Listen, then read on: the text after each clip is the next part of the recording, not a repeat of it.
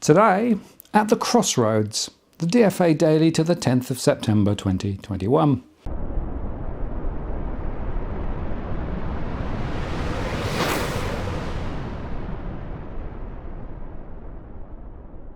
Hello again, it's Martin North from Digital Finance Analytics. Welcome to the latest post covering finance and problem news with a distinctively Australian flavour. In today's show, we look at some of the latest signs relating to falling housing affordability, rising mortgage delinquencies, pressure on building costs, as well as the risks of a stock market shakedown and a rise in COVID variants. We are, in so many ways, at a series of complex crossroads, and while some roads may lead to prosperity, others certainly do not. So it's definitely worth reading the signs carefully. PEXA reported today that both New South Wales and Victoria saw sales settlements slip in August as the impact of each state's respective lockdowns started to bite. Victoria dropped 7.2% to 18,840 sales settlements, and New South Wales dropped 6.7% to 19,149 in August compared to the prior month. Queensland was the only state to see growth in sales settlements in August, posting an increase of 1.6% to 19,668 over July 21. This result was the highest recorded in any state in the month and continued the Sunshine State's stellar run. WA property market recovery showed signs of running out of steam though, as the state experienced a slight drop of 2.5% to 7,636 sale agreements in August. That result is still 35.7% higher than the year prior and shows the market continues to perform well above levels observed in the lead up to the pandemic. Elsewhere, the CEO of Westpac, Peter King, told a parliamentary committee that housing affordability in Australia is stretched and a pressing concern for the economy. Mr. King was speaking at the House of Representatives Standing Committee on Economics hearing into the four major banks, where he and other Big Four bank CEOs regularly appear. It's at the worst levels it's been for some time, said King of housing affordability. When we look at housing affordability at the moment, it's pretty stretched.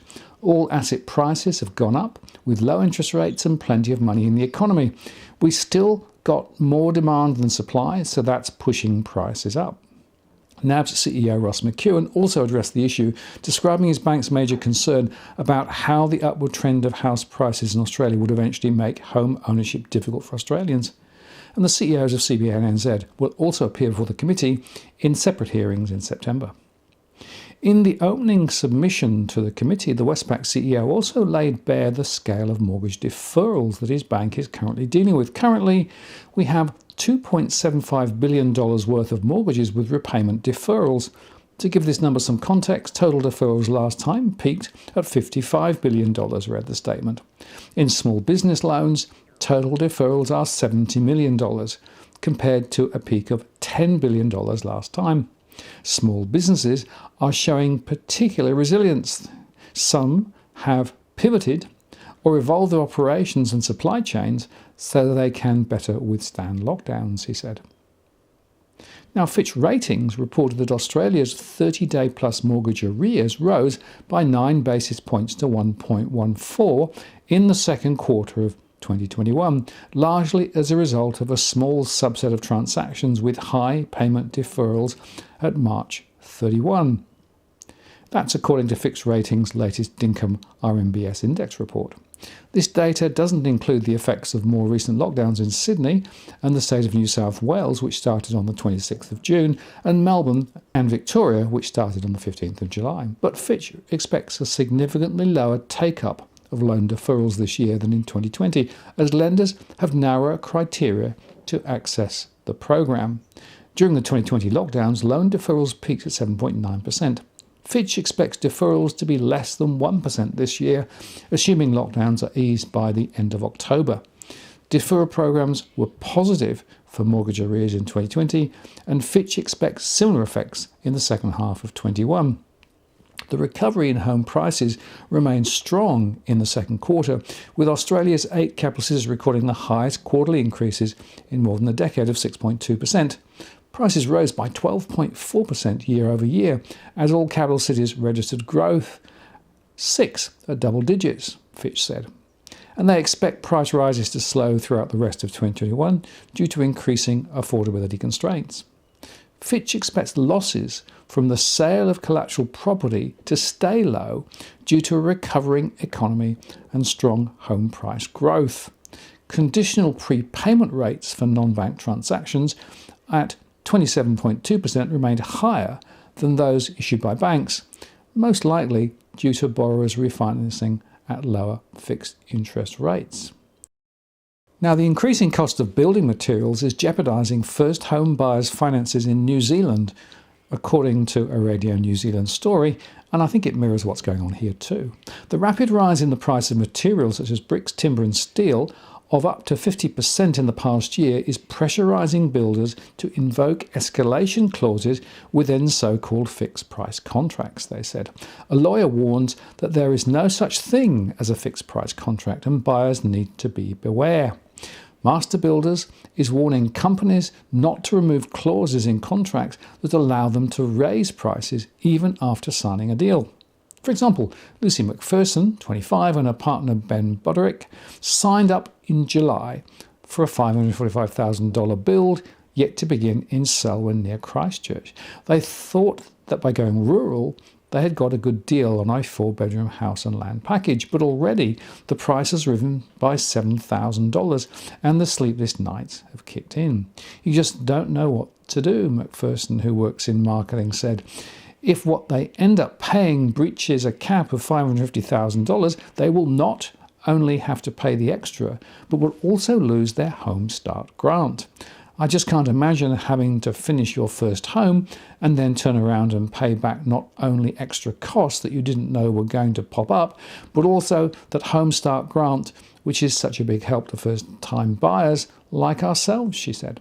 Their bank had pre-approved up to $550,000, but was strongly advising them not to go ahead.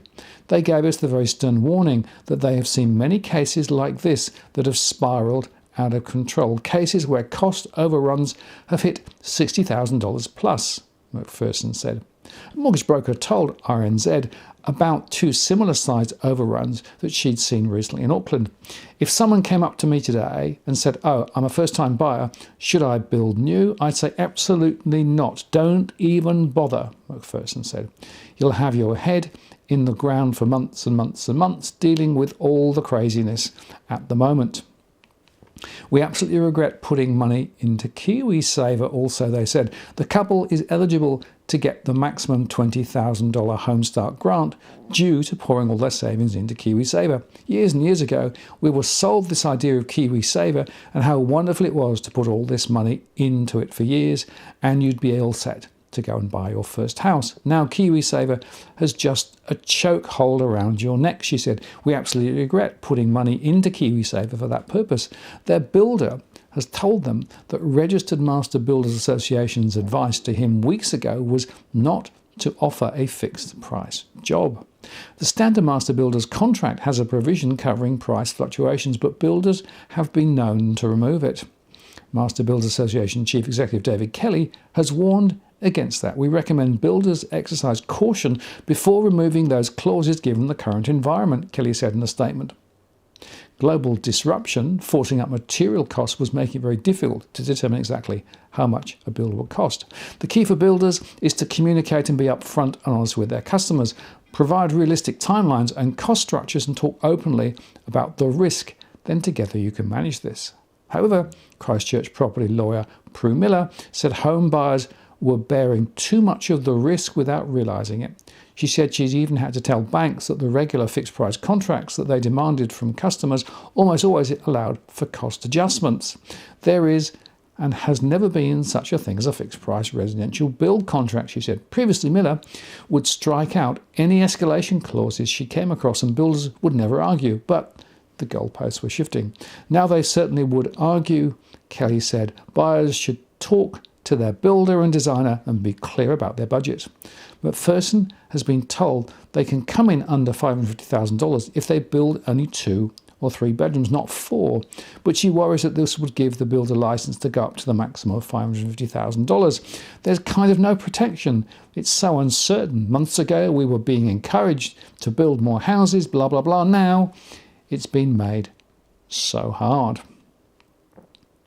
And elsewhere, the unravelling Chinese credit impulse foretold the stalling of the global reflation trade. So the question now is this a pause that refreshes, or will we go for a rerun of a decade ago? Asks Albert Edwards from Societe Generale. For back in 2011, a bubble of reflation enthusiasm burst and bond yields quickly slumped from 3.75% to 1.75%. That's a new Ice Age low. Over recent months, as real bond yields revisited record negative lows and break-even inflation expectations retreated from near to recent highs, equity sector rotation has reflected these changes, with growth stocks regaining their footing relative to value stocks. Investors are grappling with one key fundamental issue, the $64,000 question, really. Namely, are we merely experiencing a temporary pause in the new secular reflation trade, i.e. the Great Melt, or are we, as in the aftermath of the GFC, once again succumbing to the gravitational pull of deflation, i.e. the Ice Age? Despite the surge in headline and core inflation rates around the world, the investment jury is still out on this issue, he said. If it is the latter, more of the Ice Age, investors will see a repeat of the multiple QE interventions, which will drive bond yields to yet new lows, and the equity markets overall and other sectors to explore ever more extreme multiples. Anyone who demonstrates confidence in the outcome to this question is likely to be either a charlatan or a central banker, or both, he said. I wrestle with starkly contrasting and firmly held views, yet the situation emerging from the pandemic is unprecedented and extremely hard to predict. To be clear, he says, my own view is that we are shifting away from the Ice Age. This means we will see higher highs in bond yields by the end of this cycle, i.e. higher than the 3.25% 10-year high of the last cycle, seen in October 2018, but not before we see another major growth and deflation scare. Shorter term, earlier this year, we highlighted the slump in the China credit impulse. The credit impulse is the second derivative of the stock of credit, i.e. it's the change in the changing credit growth. Andrea Steno-Larsen calls this chart the chart of charts. It's certainly food for thought and suggests the reflation trade might unravel for a while yet. What is certainly true, whichever chart you look at, is that the current decline in the credit impulse is steeper than at the time of the infamous end 2018 Powell pivot. And Morgan Stanley warns that equity market internals have continued to follow a mid-cycle transition, a process that usually ends up with quality stocks, market generals getting hit, which poses outside risk to the high-quality S&P 500 through October, they said. This is a continuation of their long-running theme that the US economy is undergoing a mid-cycle transition.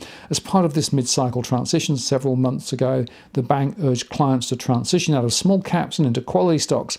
We are now on the verge of ending the mid-cycle transition, which ends either in fire with a market correction of 10 to 20% as a result of higher rates, or ice as consumer spending grinds to a halt.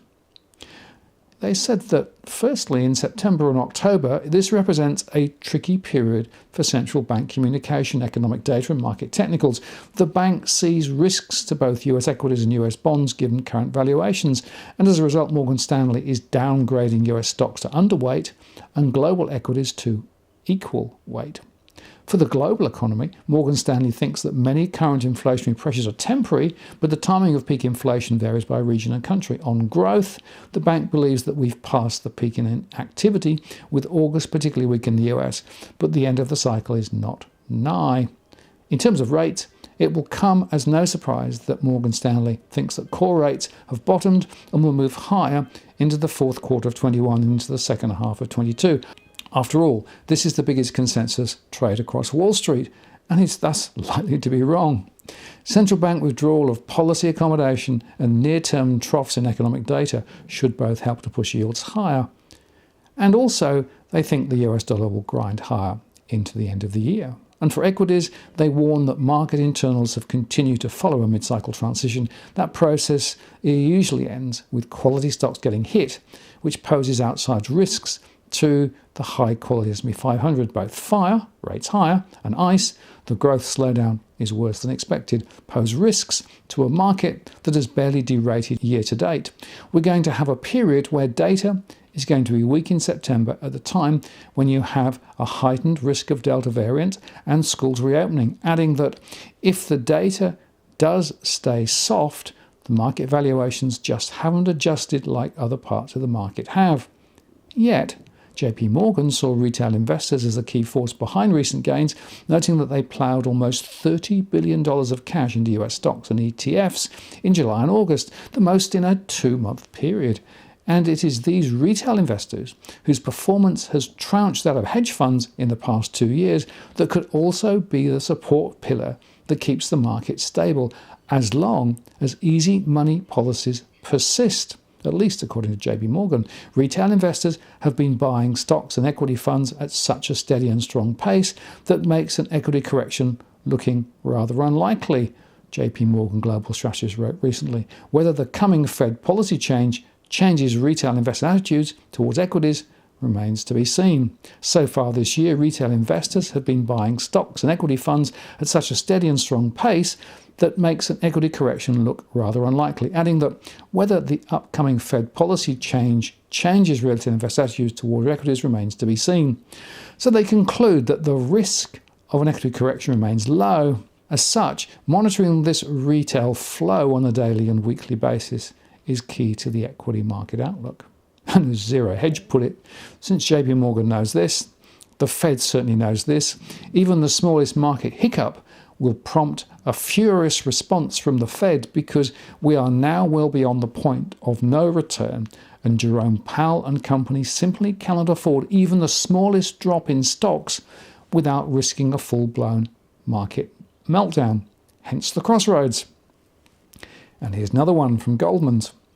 Treasury Secretary Yellen sent a letter to congressional leaders this morning indicating that the Treasury will exhaust its cash and extraordinary measures during the month of October. This is in line with our expectations, though slightly sooner than the October or November timing that the Congressional Budget Office had estimated in a report in late July.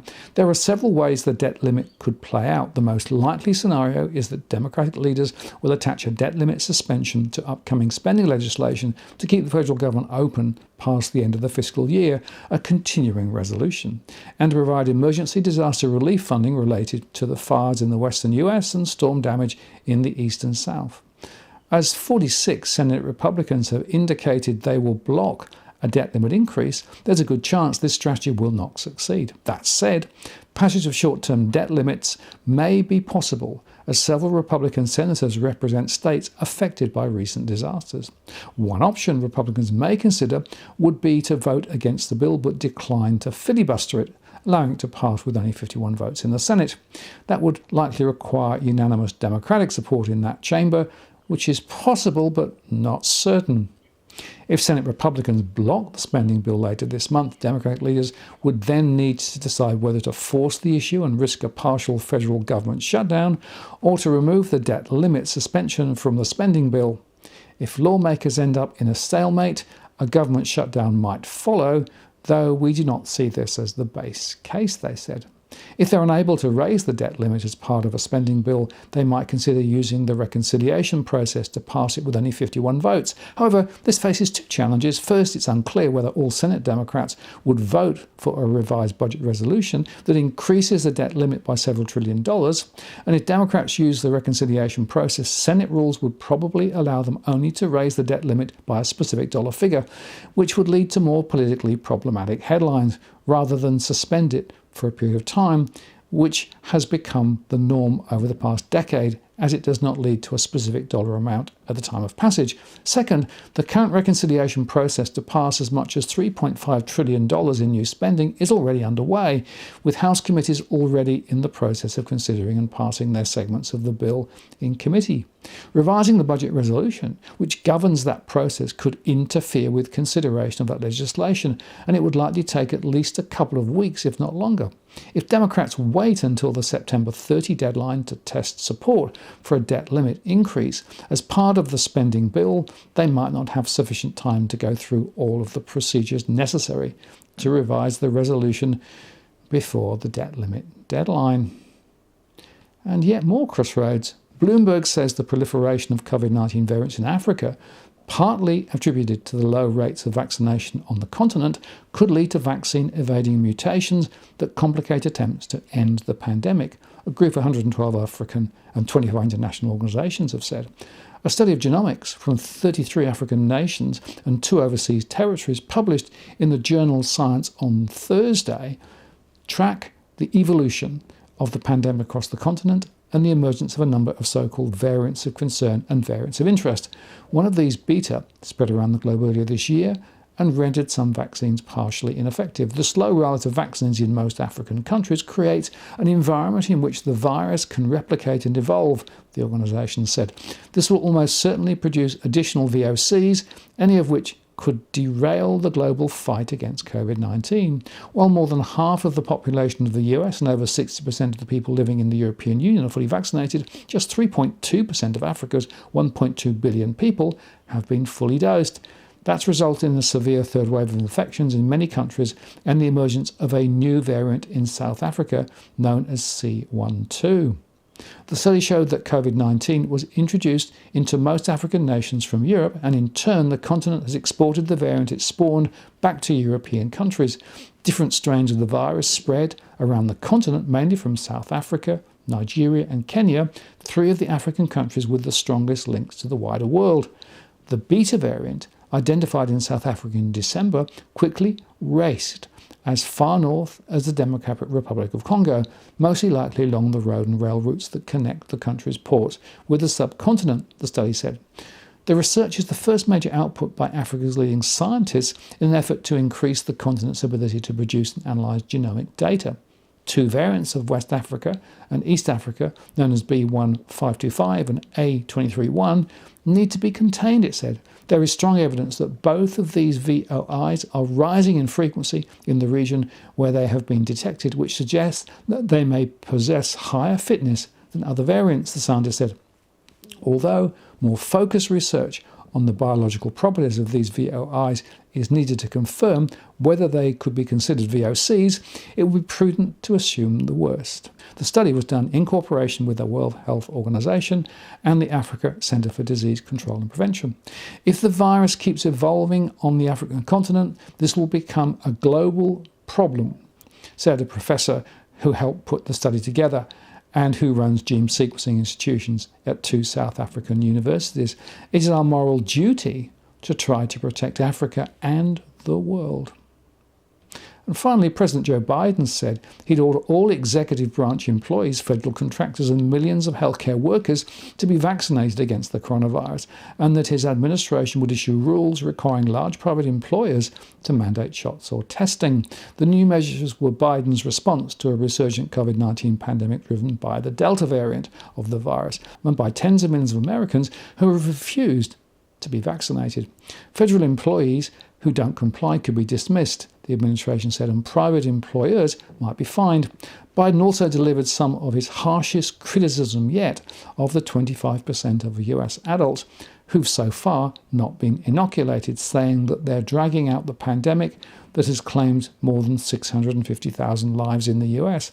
My message to unvaccinated Americans is this: what more is there to wait for?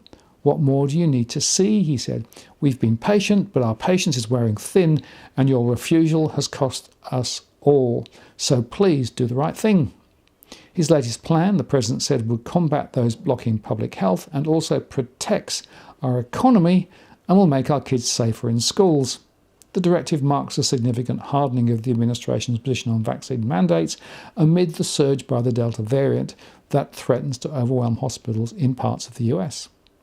Everett Kelly, president of the American Federation of Government Employees, the largest union for federal workers, voiced support for vaccines, but also indicated that the new order should be negotiated with the labour groups. Workers deserve a voice in their working conditions, Kelly said in a statement. The Federal Law Enforcement Officers Association, a voluntary group, called the move misguided. Vaccination should be promoted through education and encouragement, not coercion, President Larry Kazumi said in a statement. And the US Chamber of Commerce said it would carefully review the details of the announcement and will press for businesses to have the resources, guidance and flexibility necessary. And the Business Roundtable welcomed Biden's vigilance and said it looks forward to continuing to work with the administration and leaders across all levels of government to defeat the pandemic. So standing back, whether you think about vaccines, whether you think about COVID variants, whether you think about the future direction of the stock market, up or down or sideways, and indeed what you think about house prices and mortgage delinquencies, there are choices everywhere. The point is, though, there is not enough information on the table to be definitive about where things go from here and which of those roads are the most promising. So the best we can say is continue to watch the data and see how this all plays out. But I would remind you that statistically speaking, stock markets have tended to correct during September and October, if they do correct within a calendar year. So it is worth continuing to be cautious, at least for the next couple of months. Now, if you're buying your home in Sydney's contentious market, you don't need to stand alone. This is the time you need to have Edwin Almeida from Ribbon Property Consultants standing alongside you. Buying a property is both challenging and adversarial. The vendor has a professional on their side. Emotions run high, price discovery and price transparency are hard to find, and then there's the wasted time and financial investments that you make. Edwin understands your needs, so why not engage a licensed professional to stand alongside you? With RPC, you know you have experience, knowledge, and master negotiators looking after your best interests. So shoot Ribbon an email at info@ribbonproperty.com.au, and if you use the promo code DFAWTW/Martin, you can get a 10% discount offer. I'm Martin North from Digital Finance Analytics. Many thanks for watching, and I'll see you again next time.